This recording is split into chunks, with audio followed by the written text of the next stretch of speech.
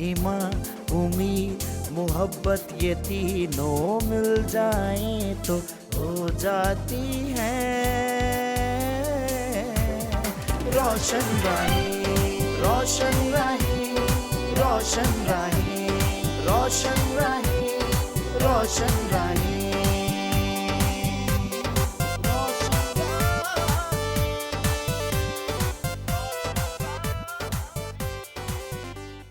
Programme रोशन राही के साथ मैं हूं प्रोग्राम की मेज़बान मीना परवेज़। सलाम कबूल कीजिए। और आप जानते हैं कि प्रोग्राम रोशन राही में हम आपकी मुलाकात करवाते हैं उन शख्सियात से जिनका ईमान है उस पर जो राह, हक और ज़िंदगी है, ज़िंदगी देता है। शुक्र हो खुदावंद का यीशु मसीह के लिए। और यीशु मसीह में आप सबकी सलामती चाहते हुए इंट्रोडक्शन करवाती हूँ आज के मेहमानों का। हमारे आज के पहले मेहमान हैं शकील मसीह। शकील मसीह वापटा में खेलते हैं हैंडबॉल और यूं नुमाइंदगी भी करते हैं मसीही कौम की भी, और बहुत से मेडल्स आप देख रहे हैं कि इन्होंने जीते हैं और हमारे सामने हैं। सारी तफसील इनसे जानेंगे। और हमारे दूसरे मेहमान हैं डॉक्टर शाहिद मट्टू। हम आपको खुशामदीद कहते हैं। डॉक्टर शाहिद वेटनरी डॉक्टर हैं। हम आप दोनों मेहमानों को खुशामदीद कहते हैं। शकील मसीह, आपने हैंडबॉल में बहुत से मेडल्स जीते हैं, तो जाहिर है कि ये एक ही वक्त में तो नहीं जीते गए, तो कब से आप खेल रहे हैं? मैंने हैंडबॉल स्कूल लेवल से शुरू की है। पहले मुझे शौक़ था फुटबॉल का। मैं स्कूल की तरफ से ना फुटबॉल खेलना चाहता था, मगर एक मेरे गांव का लड़का था जो मुझे कहता है कि तुम हैंडबॉल खेलो। मैंने कहा नहीं यार, मैंने ना फ़ुटबॉल खेलना है, मुझे शौक़ है फ़ुटबॉल का। तो वो कह रहा है कि इसमें तुम्हारा मुस्तकबिल बन जाएगा। तो मैंने कहा चले ठीक है, फिर आपकी बात मान लेता हूँ। मैंने हैंडबॉल खेलना शुरू कर दिया और आहिस्ता आहिस्ता जब 2000 पूरे 2000 में मैंने शुरू की है हैंडबॉल और स्कूल लेवल पे, तो 2003 में मैं स्कूल टीम का कैप्टन बन गया और मैं 2005 में इंडिया खेलने के लिए चला गया जूनियर टीम में। अच्छा। हाँ जी। तो उसके बाद जब वापस आया तो आहिस्ता आहिस्ता ऊपर जाता रहा और खुदा का फजल है कि मुझे खुदा ने गॉड ब्लेस किया और ऊपर ले गए। खुदा आपको और तरक्की दे और आप और ज़्यादा अच्छे तरीके से खेले। यकीनन हैंडबॉल जो है वो दूसरे खेलों से मुख्तलिफ है। ये शुरू से सीखनी पड़ती है, जैसे बेसिकली बच्चा अलफ़बे से शुरू करता है ना, ऐसे ही सीखना पड़ता है। जो क्रिकेट है या फुटबॉल है वो तो हर लड़का हर आदमी खेल सकता है। चलिए आपसे पूछते हैं अभी कुछ ही देर में कि ये किस तरह से है, इसकी बेसिक्स क्या हैं, क्योंकि अगर इसको अलिफ बे पे की तरह सीखना पड़ रहा है तो जाहिर है फिर इसकी कोई बाकायदा तरतीब होगी, और जब उस तरतीब से असूल से खेलते हैं तो फिर जीत तो है ही। बात कर लेते हैं डॉक्टर शाहिद मट्टू से। बहुत अच्छा लगा कि आपने ख़ास फील्ड को मुंतखब किया है, क्योंकि इंसान जो है उससे बातचीत आसान होती है और आप आसानी से उसका दर्द पूछ सकते हैं, वो बता सकता है। लेकिन जब जानवरों में आप उनको दवा दे रहे हैं, उनकी तकलीफ़ दूर कर रहे हैं, तो ये बड़ा मुश्किल सा फील्ड है। जी, इसमें एक्सपीरियंस, क्योंकि हमारा जो रहायश है वो देहात लेवल पे है, इसलिए मुझे शुरू से शौक़ था कि मैं ना जानवरों के बारे में ज़्यादा वालिद साहब मेरे यूनिवर्सिटी में एडमिन ऑफिसर थे एग्रीकल्चर में, तो वहाँ मैंने 2 साल का डिप्लोमा किया 2002 में, और उसके बाद मैंने प्रैक्टिस की। तो खुदा का शुक्र है कि मैं जब भी प्रैक्टिस में जानवरों के साथ निकलता था, बीमार जानवरों को चेक करने के लिए, तो मैं घर से दुआ करके निकलता था और रास्ते में ऐ हमारे बाप पढ़ता रहता था, और खुदा ने बड़ी इज़्ज़त दी। और खुदा का शुक्र है कि जिस जानवर को मैं उनके मालिक से पूछकर मेडिसिन देता था तो वो ठीक हो जाता था और जानवर भी ठीक हो जाता था और हमारी बहुत इज़्ज़त बनती। आपने बाकायदा तरबियत हासिल की है एग्रीकल्चर यूनिवर्सिटी से, डिप्लोमा लिया इसके लिए। तो देखा गया है कि घरों में तो जो दवाइयाँ इंसान को दी जाती हैं सर दर्द के लिए इस्तेमाल करें, वही जानवर को देने लग जाते हैं। ये मैं बात कर रही हूँ पेट्स की, जो पालतू जानवर हैं। हाँ जी, पालतू जानवर है जो पेट्स घर में होते हैं, वो उसमें वो सेम इंसान का टेम्परेचर होता है और बीमारी भी इंसान की, और मेडिसिन भी वही इस्तेमाल होती है। जैसे आम सर दर्द की दवाई है वो आप जानवर को जानवर को दे सकते हैं। पेट दर्द की दवाई उसे दे सकते हैं, बुखार की इंसानों की दवाई उसे दे सकते हैं। इसके अलावा जो लाइफ स्टॉक है, गाय भैंस भेड़ बकरी, उनकी दवाई अलहदा होती है, घोड़े की वो अलहदा होती है, वो उसकी कैपेसिटी ज़्यादा होती है। इनकी ज़्यादा दवाई जो होती है इंजेक्शन की होती है, सिरप और गोलियां कम होते हैं। तो आपको कैसे शौक हुआ? आपने बताया कि देहाती एरिया से हाँ जी, आप थे, लगा। तो आपने किसी पालतू जानवर से ज़्यादा प्यार हो गया, तो हाँ कोई जी, ऐसा वाक़या? हाँ जी, हमने जानवर अभी घर में रखे हुए थे, भैंस भी रखी हुई थी। इसके अलावा मेरे वाले साहब का एक दोस्त था, वो वेटरनरी डॉक्टर था, उसका बड़ा नाम था, उससे हम मिलते रहते थे। तो उससे भी हमें देख देख के काफ़ी उसने भी बड़ी रहनुमाई की, और फिर हमने डिप्लोमा किया यूनिवर्सिटी से, और फिर फील्ड में प्रैक्टिस कर रहे हैं। जैसे हम पहले भी बात कर रहे थे, अभी डॉक्टर साहब से हम पूछ रहे थे कि इंसान के लिए आसान होता है कि वो बता दे कि सर में दर्द है तो दवा आसान होती है, और वो भी अगर आप देखें तो लेबॉर्ट्रीज़ में जाके पहले चेक होता है कि क्या तकलीफ़ है, फिर ही दवा तजवीज़ हो। तो डॉक्टर साहब ये बताइए कि मुख्तलिफ जानवर मुख्तलिफ तरीके से रिएक्ट करते हैं, उनका जी, मुख्तलिफ तरीके से होते हैं, बताने मुख्तलिफ का टेम्परेचर तरीका। होता है, मुख्तलिफ सिम्टम्स होते हैं, अलामत होती हैं मुख्तलिफ हर जानवर में। तो वो मालिक से पहले पूछते हैं, वे जब से ये इस हालत में है तो इसे क्या प्रॉब्लम है, आपने क्या दिया है, वो आपने देसी दवा दी है, कोई इंजेक्शन लगाया, फिर उससे पूछ के सारी हिस्ट्री लेकर तो फिर बाद में उसका इलाज करते हैं। बहुत खूब। तो तशख़ीस बहुत ज़रूरी है, उसके बाद दवा। हम बात कर रहे थे आपसे जनाब शकील मसीह, आप हैंडबॉल के प्लेयर हैं, और आप बात कर रहे थे कि बेसिक्स अलिफ बे की तरह होती हैं हैंडबॉल की, जी, तो ये किस तरह मुख्तलिफ है दूसरी खेलों से? ये इस तरह मुख्तलिफ है कि इसको 3 स्टेप लेने पड़ते हैं। अगर आदमी 3 स्टेप लेगा तो फिर वो खेलेगा, अगर 3 से ज़्यादा लेगा तो वो फॉल हो जाएगा, दूसरी टीम को मिल जाएगा, वो उसको फॉल किया जाता है। 3 स्टेप से क्या मुराद है? 3 स्टेप से ये मुराद है कि आप 3 स्टेप चल कर ना बाल मार सकते हैं। अच्छा, और उसका कोर्ट कैसा होता है? उसका कोर्ट 40 मीटर की ग्राउंड होती है उसकी, और 20 मीटर का हाफ होता है एक। तो उसके पोल जो होते हैं 3 मीटर उसकी लंबाई होती है, 2 मीटर उसकी चौड़ाई होती है। जंप कर कर ना शॉट मारनी पड़ती है उसको। अच्छा, 3 स्टेप लेके जंप करके जंप आपने कर- शॉट मारनी है। डी फिर लगी कौन? होती है, 6 मीटर की डी लगी होती है, तो उससे बाहर बाहर ना आपको जंप करना पड़ता है और फिर मारना पड़ता है। तो अगर इसके लिए कद उसके भी अंदर होना चाहिए गोलकीपर भी खिलाड़ी खड़ा का? होगा, हम्म, वो रोकने के लिए खड़ा होगा। जैसे हॉकी या हाँ दूसरे जी, खेलों में होता जी, है, जी, इसी तरह ऐसे। गोलकीपर जो है वो अपने घर का दिफा करने के लिए वहाँ मौजूद जी, होता है, जी, जी। और जंप करके आपको शूट बॉल मारनी होती है। शूट करना है। तो इसमें हाइट, कद का हाइट कदावर का होना बड़ा जरूरी है? एडवांटेज मिलता है इसको। अगर 6 फुट से ज़्यादा हाइट हो तो वो आप ज़ाहिर है कि आपके बाजू लंबे होते हैं तो आपको ज़्यादा फोर्स से मारना पड़ेगा और गोल हो जाएगा। अगर हाइट आपकी कम है तो आप कम मारेंगे, फोर्स आपकी थोड़ी होगी। कितनी दफ़ा बजाय बॉल के आप किसी खिलाड़ी को मार दें तो वो फॉल नहीं गिना जाएगा? वार्निंग होती है, एक ही वार्निंग होती है। अगर आप 3 वार्निंग देगा, पहले फोल मार रहे हैं तो आपको वो वार्निंग देगा, फिर आप मारेंगे तो फिर वार्निंग देगा, तीसरी मरतबा वार्निंग नहीं देगा, 2 मिनट बाहर निकाल देगा आपको। अगर 3 मरतबा 2 मिनट आप बाहर गए तो आपको रेड कार्ड हो जाएगा, पूरा मैच आप बाहर बैठेंगे। देख लीजिए खेल में कितना ज़ब्त ज़रूरी है कि आपने दूसरे खिलाड़ी को जी, जख्मी जी, भी नहीं करना, नहीं करना। बर्दाश्त अगर करनी है। डेंजरस आप फॉल मारेंगे तो आपको डायरेक्ट रेड कार्ड हो जाएगा, डायरेक्ट मैच से बाहर निकल जाएंगे। कितना बर्दाश्त करना पड़ता है आपको?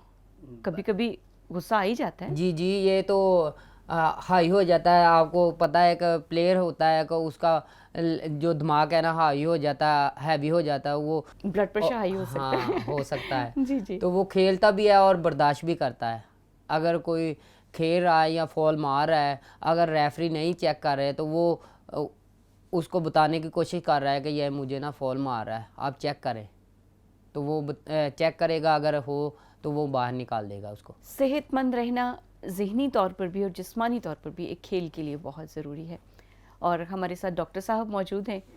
डॉक्टर साहब, जानवर का सेहतमंद होना कितना ज़रूरी होता है? जैसे लाइव स्टॉक की आप बात कर रहे थे, जी जी, जैसे लाइव स्टॉक की आप बात कर रहे थे कि इंसान सेहतमंद जानवर को ग़िज़ा के तौर पर लेगा तो सेहतमंद होगा। इंसान की शुरू से ज़रूरत जानवर पे रही है, क्योंकि इससे हम और दूध के साथ जो मीट होगा वो भी इंसानी जिस्म के लिए और बॉडी के लिए बहुत ज़रूरत होगा, जिसमें हमारे बच्चों के लिए, बच्चों की नशो नुमा के लिए, इन हड्डियों के लिए। उसमें ये है ना कि जो ज़्यादा दूध देने वाले जानवर होते हैं उनके लिए कैल्शियम सप्लीमेंट हम दिलवाते हैं ताकि वो दूध में कैल्शियम आए जो बच्चे पीते हैं। तो हम फार्मर को अवे करते रहते हैं, कन्वेंस करते रहते हैं कि आप अपने बफ को, काऊ को कैल्शियम पाउडर DCP लाजमी दें, जिससे दूध में और ज़्यादा प्रोटीन, कैल्शियम आए जो हमारे बच्चों के लिए फ़ायदेमंद हो। ज़ाहिर है गांव में तो रिवाज है कि घरों में आप गाय भैंस पाल सकते हैं, जी जी तो घर की जो भैंसें हैं उनकी खुराक, उनकी दवा, ये एक मालिक की जिम्मेदारी है। हाँ जी, मालिक की तो जिम्मेदारी। कितने अरसे बाद या कब कब उनको ये दवा और टीके या वैक्सीनेशन होनी चाहिए? हाँ जी, वैक्सीनेशन का पीरियड है वो 3 माह और उसके बाद 6 माह बाद लाइफ स्टॉक का। इसके अलावा डिवर्मिंग बहुत ज़रूरी है जो पेट के लिए होती है, वर्म हर तरह के रौन का ख़त्म के लिए। उसमें वो जानवर की बॉडी में कोई तमदाफत इतनी आ जाती है कि उसमें कोई फिर बीमारी उस पर हमला नहीं करती। इसके अलावा वो कोई मसाला जाते हैं जो वो घर में टोट के देते रहते हैं, लेकिन मेडिकल साइंस के मुताबिक जो डिवर्मिंग है ना वो हर 1.5-2 माह बाद वो जानवर को लाजमी देते हैं। इस जानवर में गायें भैंसों के साथ मुर्गियाँ, बत्तखें, ये सब शामिल हैं? हाँ जी, ये आ जाती हैं बर्ड में। इसमें मुर्गियाँ वो जो देहातों में हम उसको भी टिप देते रहते हैं कि इसको ऐसे पालने, ये खुराक दें। बतखों को भी, सारे जानवरों को बताते रहते हैं फार्मर को इस तरह। शकील मसीह, आप खिलाड़ी हैं और ज़ाहिर है खिलाड़ी की खुराक भी खूब अच्छी होनी चाहिए। जी जी, ये तो ज़रूरी है, खुराक लाजमी है। अगर आप खुराक नहीं खाएंगे तो आप कमज़ोर हो जाएंगे, आपको खेलने की तकलीफ़ होगी। तो खूब खा के भी खेलना ठीक नहीं? नहीं, ये भी नहीं ठीक है। इसके लिए ख़ास वक्त हाँ। होता है कि इतने घंटे अगर पहले खा आपने लें। खेलना है ना तो खेलने से पहले 3 घंटे पहले आपको खुराक खानी चाहिए और उसके बाद आपको खेल का मज़ा आएगा। कुछ खुराक की तफसील भी बताएंगे कि कितने पराठे और कितने अंडे? नहीं, पराठे कितने गिलास वगैरह दूध? जो प्लेयर है ना, ये नहीं खाना चाहिए। चिकनाई वाली कोई भी चीज़ है नहीं खानी चाहिए। समोसा वगैरह, पराठा जो आप कह रहे हैं कि पकौड़े वगैरह, जो तली हुई चीज़ें? तली हुई चीज़ नहीं खानी चाहिए। इसके लिए आपको दूध पीना चाहिए, मक्खन खाना चाहिए, फल फ्रूट खाना चाहिए और दही वगैरह, लस्सी वगैरह ये पीनी चाहिए।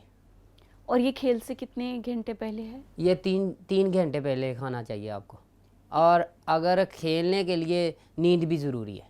अच्छा। हाँ, अगर आप अच्छा खेलना चाहते हैं तो रेस्ट करनी चाहिए आपको। 3-4 घंटे आपको ना सोना चाहिए खेलने से पहले।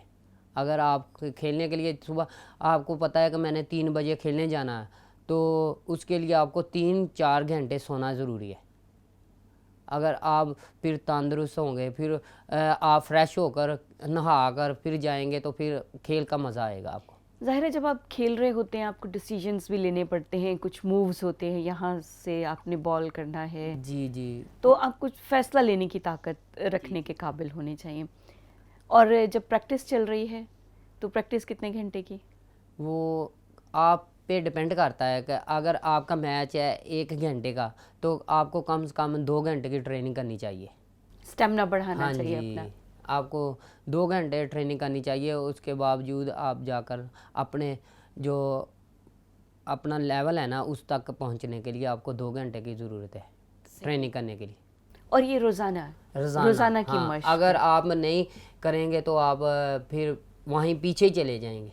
बहुत से खिलाड़ी ऐसे भी करते हैं ना, जब मैच होना है उससे पहले काफ़ी प्रैक्टिस कर ली, जी, तो जी, जी। रोज़ाना नहीं, नहीं, ये वो- रोज़ होनी चाहिए। ये रोज़ होनी चाहिए। आदमी फिट रहता है, तंदुरुस्त रहता है। सुबह की मॉर्निंग टाइम जो है ना, अगर आप आधा घंटा करते हैं ना तो शाम को अगर आप 2 घंटे करते हैं तो उसके बराबर है। ये आधा घंटा और शाम का जो 3 घंटे है ना वो आधे घंटे के बराबर है सुबह की मॉर्निंग। मश्क बहुत ज़रूरी है और प्रैक्टिस करनी है, ध्यान रखना है हर एक बात पर। ब्रेक पर जाने का टाइम हो गया, वापस आते हैं और इन दोनों मेहमानों से और बहुत सी बातें करते हैं। जल्दी वापस आइएगा।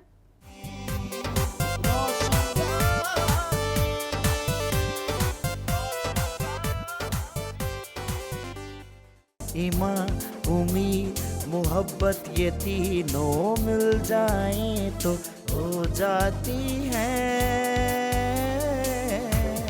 रोशन राहें, रोशन राहें, रोशन राहें, रोशन राहें, रोशन राहें, रोशन राहें।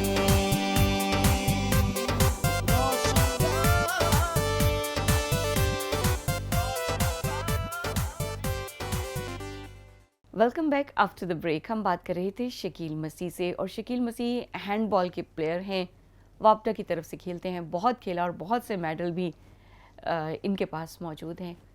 हम इनसे पूछना चाह रहे थे कि एक खिलाड़ी को कितनी प्रैक्टिस चाहिए होती है? अगर आपने खेलना है कि 1 घंटा खेलना है, आपको पता है कि मेरा मैच 1 घंटे का, तो आपको कम से कम 2 घंटे की जो ट्रेनिंग की चाहिए उसको। 2 घंटे की दो- प्रैक्टिस करनी हाँ है जी। आपने। और ये भी ज़रूरी है कि आप मश्क को जारी रखें। हाँ जी, रोज़ाना हाँ जी, मुसलसल जारी रखें। मुसलसल जारी रखें। तो आपने इतने ढेर सारे मेडल अपने पास रखे हैं, क्या बता सकेंगे कि कब कब कौन सा मेडल मिला?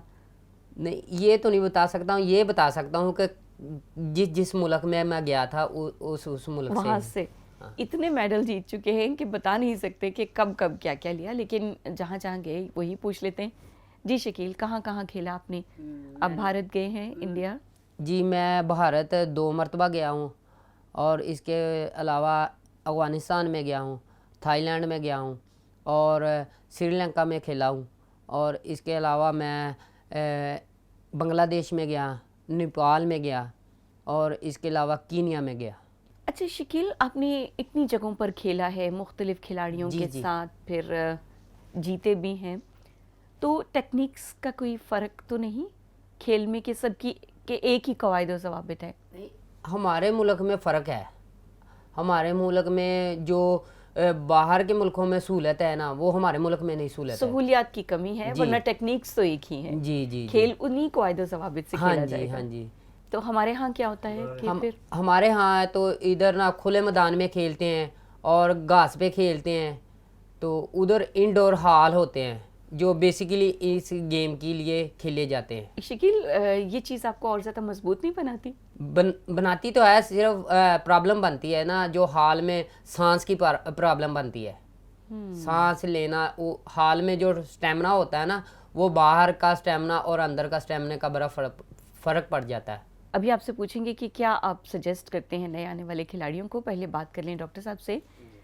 डॉक्टर शाहिद, आप बता रहे थे कि जानवरों की और इंसानों की दवाइयाँ कुछ फ़र्क होती जी हैं, जी, हाँ जी, फ़र्क होती है। लेकिन जो जानवरों की देखभाल कर रहा है उसे भी तो ज़्यादा मोहतात नहीं होना पड़ता? हाँ जी, उससे ज़्यादा मुहतात होना पड़ता है, और अपनी सफाई का ख्याल, जो जानवरों को उसने चारा डालना है, हाथ धोकर अच्छे तरीके से खुशक कर कर, और उसके चारे का ख्याल रखना। वो चारे को इस तरह के कि उसमें कोई फूड पॉइजन ना हो, वो जो बॉडी को मैच ना करे वो जानवर को ना दे। पानी साफ़ सुथरा पिलाएं। हाँ जी, गंदा पानी ना जानवर को दिया जाए, ताज़ा पानी दिया जाए। मैं पूछना चाह रही थी डॉक्टर साहब से कि डॉक्टर साहब, जब ऐसा होता है ना कि एक मरीज़ और मरीज़ डॉक्टर को इस तरह ही देखता है कि मुझे अब शिफा मिलेगी, जी जी, तो डॉक्टर से मिलेगी और दवाई मिलेगी तो आराम आ जाएगा, क्या कभी आपने ऐसा राब्ता जानवरों के साथ भी देखा है? हाँ जी, बिल्कुल हमने देखा है कि जानवर को अक्ल भी होती है, अच्छा। और जब हम 2-3 दिन पहले दिन इलाज के लिए जाते हैं, दूसरे दिन जाते हैं, तो वो जानवर हमारी तरफ बहुत एक देखते हैं। मानूस सा हो जाता है कि ये डॉक्टर है, अब ये दवाई हाँ देगा तो जी, मुझे ये दवाई आराम देगा आएगा। तो मैं आराम होऊंगा। तो पहले दिन वो कुछ जानवर ऐसे होते हैं कि थोड़ा सा आगे पीछे होते हैं, मारते हैं। जब वो उनको पता लग जाता है कि अब हम ठीक हो रहे हैं, तो फिर वो आराम से वो इंजेक्शन लगवाते हैं। बहुत खूब। और ऐसे तजुर्बात जब होते हैं तो इनकरेजमेंट भी होती है जी, कि खुदावंद फजल कर रहा है, रहम खुदावंद कर रहा है, फजल और कर रहा है। असल में शिफा देने वाला असल वही में है। वो खुदा से हम बात कर रहे थे शकील मसीह हैंडबॉल की, कि अब क्या सजेस्ट करेंगे नौजवानों को? जो नए लड़के आने वाले, नए लड़के, जो मैंने अपने गांव में ना एकेडमी बनाई हुई है बच्चों की, अच्छा। बच्चों की एकेडमी बनाई हुई है। मैं अपने गांव से एक अकेला लड़का था जो वापडा की टीम की तरफ से खेलता था, और मैंने आहिस्ता आहिस्ता अपने दिमाग में सोचा कि मैं क्यों ना दूसरों को भी फ़ायदा दूं, और इसके बावजूद मैंने ना अपने गांव में अपनी एकेडमी अपने जज्बे से, अपनी हिम्मत से मैंने ना एकेडमी बना दी। और इस वक्त हमारी एकेडमी में, जो मेरी एकेडमी में मेरे शागिर्द हैं, वो 12 लड़के हैं जो पाकिस्तान वाबडा की तरफ से खेलते हैं, और उन सब को मैंने ऊपर लेकर गया हूँ। वो सब के सब इंटरनेशनल है। अच्छा, इस एकेडमी में आप वो फैसिलिटीज़ दे रहे हैं जो आपने बाहर के मुल्क में देखी और जिसका फुकदान आप कह रहे थे? नहीं, कोशिश करते हैं, मगर हमें ये सहूलतें मिलती नहीं है। और जो भी मिलता है मैं अपने शागिर्दों को, लड़कों को देता हूँ। जो भी नया जो तरीक़ाकार आता है, जो नई वहाँ की तकरीबात आते हैं कि ये काम होना चाहिए, हैंडबॉल में ये होना चाहिए, तो मैं वो सब नेट से ना डाउनलोड कर उनको बताता ज़रूर हूँ। जो भी नई ट्रेनिंग आती है। ये जो हैंडबॉल है सिर्फ लड़के ही खेलते हैं या लड़कियां भी? जी, लड़कियां भी खेलती है और लड़कियों की भी टीम होती है। सब लड़कियां खेलती हैं। वाबडा, पुलिस, पंजाब, कॉलेजों में, स्कूलों में सब लड़कियां भी खेलती हैं। तो आपने जो एकेडमी बनाई है वहाँ पर भी मौजूद हैं, आप भी ट्रेन कर रहे हैं? मुस्तकबिल में मैं यही इरादा रखता हूँ कि मेरी शादी हुई है और मेरी 2 बेटियाँ हैं। अच्छा। हाँ जी। तो एक मेरी बेटी बड़ी है, जो वो थोड़ी सी स्ट्रॉन्ग है, और मेरा यही है कि मिशन है कि मैं अपनी बड़ी लड़की को ना अपनी तरह प्लेयर बनाऊं और कौम के लिए और मुल्क के लिए वो भी खेले। बहुत खूब। और लड़कियों को भी आगे बढ़ना चाहिए, स्ट्रॉन्ग हो। जी, आप खेल सकती हैं और खेल का मैदान आपके लिए बहुत से फ़वाइद भी लाता है। जी। लड़कियों के लिए ये खेल माली तौर पे कैसे फ़ायदेमंद होगा? जब लड़कियां खेलती हैं तो उनको जॉब मिलने का ज़्यादा चांस होता है, और वो अच्छी जॉब पे चली जाती हैं। स्केल वाइज अच्छे स्केल मिल जाते हैं, और पाकिस्तान टीम में जो भी है वो अच्छे तरीके से खेल सकती है। बहुत से मौके हैं आपके लिए, और अगर आप चाहें तो खेल के मैदान में भी तरक्की कर सकते हैं। ज़रूरत है मज़ीद प्रैक्टिस की, स्ट्रॉन्ग होने की। एक मकसद ज़रूर आपके पास होना चाहिए कि आपने आगे बढ़ना है और अपनी राहों को भी रोशन करना है, क्योंकि खुदा आपके साथ है, आपकी मदद कर रहा है। डॉक्टर साहब, आपसे भी पूछते हैं कि क्या ये वेटनरी डॉक्टर लड़कियां भी हैं? जी, लड़कियां हैं हमारी फील्ड में। वो DVM है, वो प्रिस्क्रिप्शन ही करती है, तो हमें समझा देती है कि वहाँ फार्म में या वहाँ घर में जाकर फ़लाँ जानवर को ये मेडिसिन दे दो, तो हम दे देते हैं। फील्ड में ज़्यादा हम ही जाते हैं। ठीक है। तो वेटनरी डॉक्टर होने के लिए कितनी तालीमी काबिलियत होनी चाहिए? इसमें FSC होनी चाहिए, जो DVM, तो इसके अलावा जो वेटनरी असिस्टेंट है उसको मैट्रिक साइंस के साथ यूनिवर्सिटी में हमारे। यानी आपको दर्जा बदर्जा तरक्की के लिए जो है और ज़्यादा पढ़ना है और ज़्यादा पढ़ना चाहिए पढ़ाई में। जी, एक्सपीरियंस पढ़ाई। डॉक्टर साहब, आप अपनी ख़ानदानी बरक़ात के बारे में बताइए। ख़ानदानी में ये कि हम ने पिछले साल बपतिस्मा लिया और मेरी वाइफ ने बपतिस्मा लिया, तो हम खुदा में हैं और पास्टर साहबान के साथ PMI TV देखते हैं, सारे चैनल देखते हैं, और खुदा का शुक्र है कि हम खुदा में हैं। शकील मसीह, आप भी हैंडबॉल खेलते हैं और खुदा का शुक्र है कि उसने आपको तरक्की दी, इज़्ज़त बख्शी। जी। नौजवानों को आप इनकरेज कर रहे हैं कि वो ज़रूर खेलें, इस मैदान में आए। देखने वालों को आखिर में कोई पैगाम देना चाहेंगे आप? जी, मैं तो यही कहना चाहता हूँ कि अगर आप लोग कहते हैं कि हम मसीह हैं, आगे नहीं जा सकते, तो ये गलत है। ये आपने अपने दिमाग में सोचा है। अगर आप के पास हुनर है ना, तो आप किसी भी फील्ड में जा सकते हैं। जज्बा है, जुनून है, तो आगे बढ़ें। जी डॉक्टर साहब, आप क्या कहना चाहेंगे देखने वालों को? PMI चैनल की तरफ से तमाम मसीह बरादरी को कहना चाहता हूँ कि पढ़ाई बहुत ज़रूरी है। पढ़ना जो बच्चों का, अगर आप बच्चों को अच्छी तालीम देंगे तो वो आगे मुस्तक़बिल में मुआशरे में एक अच्छे मसीह बन जाएंगे। तालीम, तरबियत बहुत ज़रूरी है, क्योंकि यही रहनुमाई करती है नेक इंसान बनने में, और राहें हो जाती हैं रोशन। प्रोग्राम रोशन राहें में आप भी शामिल होना चाहते हैं तो ज़रूर हमारे साथ हों और देखें प्रोग्राम रोशन राहें। इस वक्त मीना परवेज़ को और दोनों मेहमानों को इजाज़त दीजिए। खुदा हाफिज़।